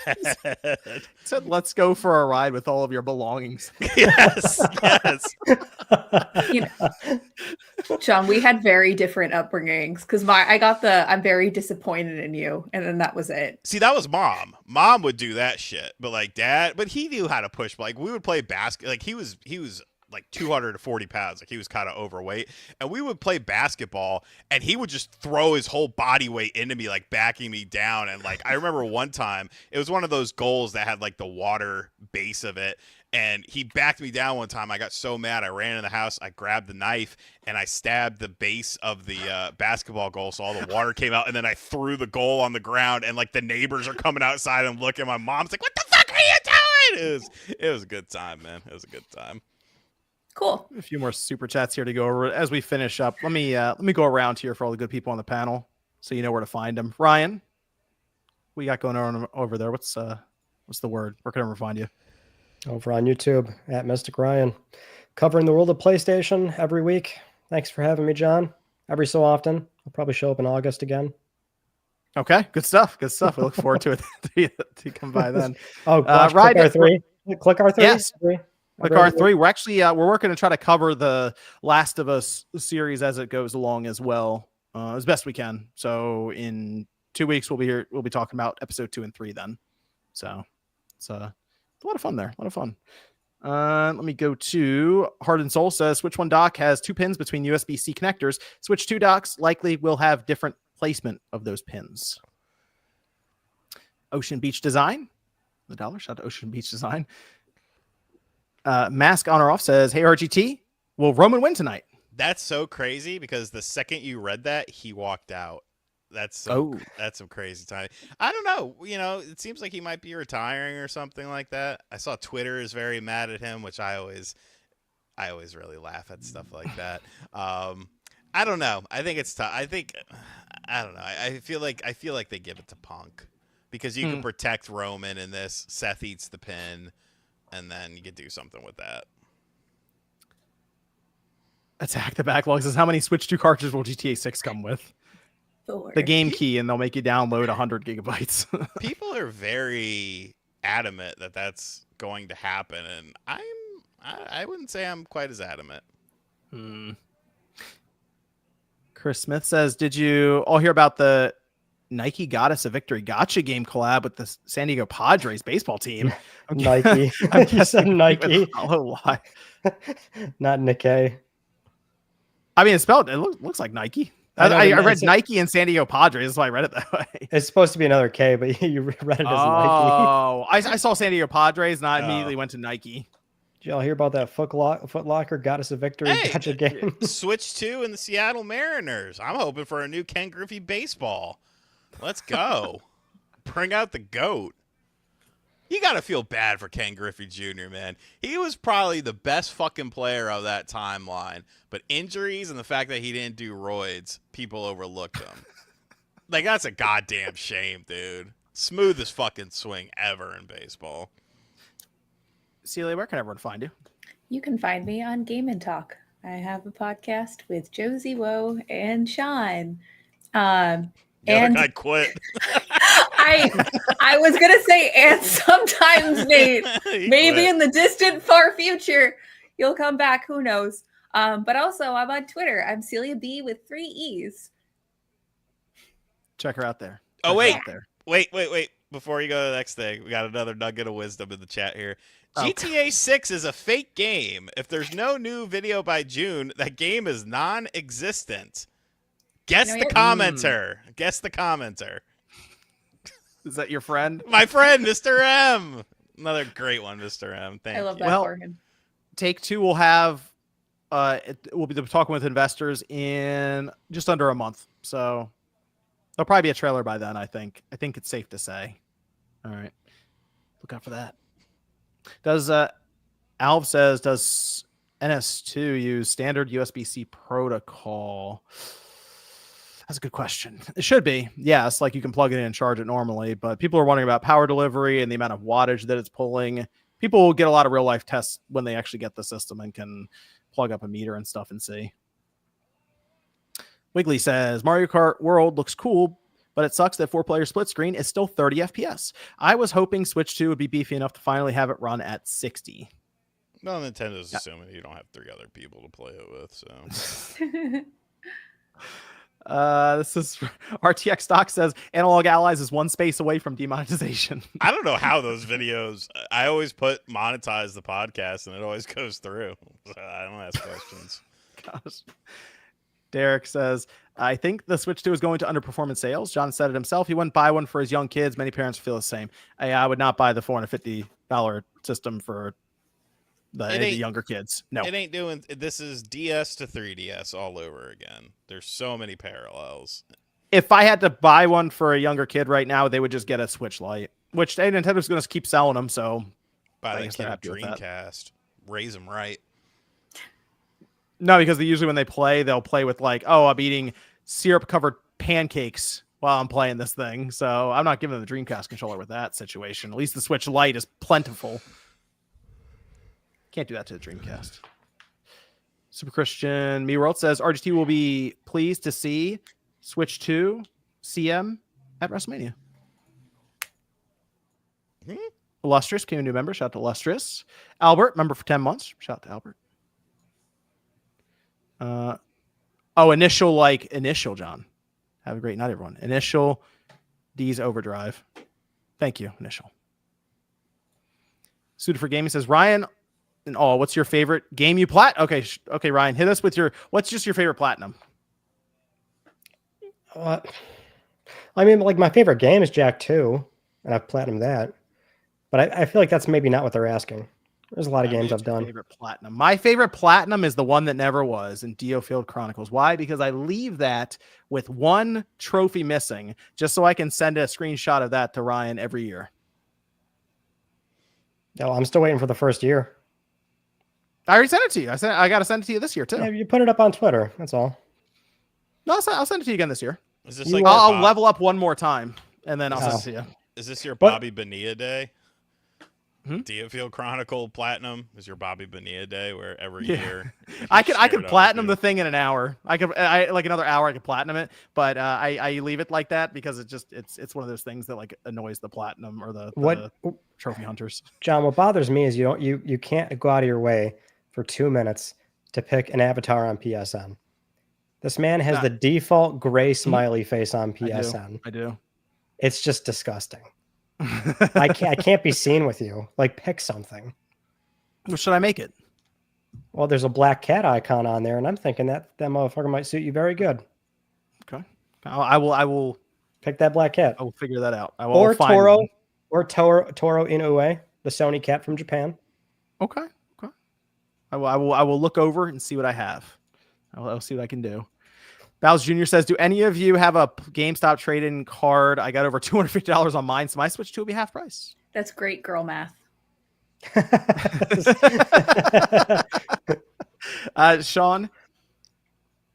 I got to call out your little brother, Minato Mario. Switch 2 is going to sell miles better than 3DS. I'm talking about in terms of comparison. Look at what the DS sold. Look at what the 3DS sold.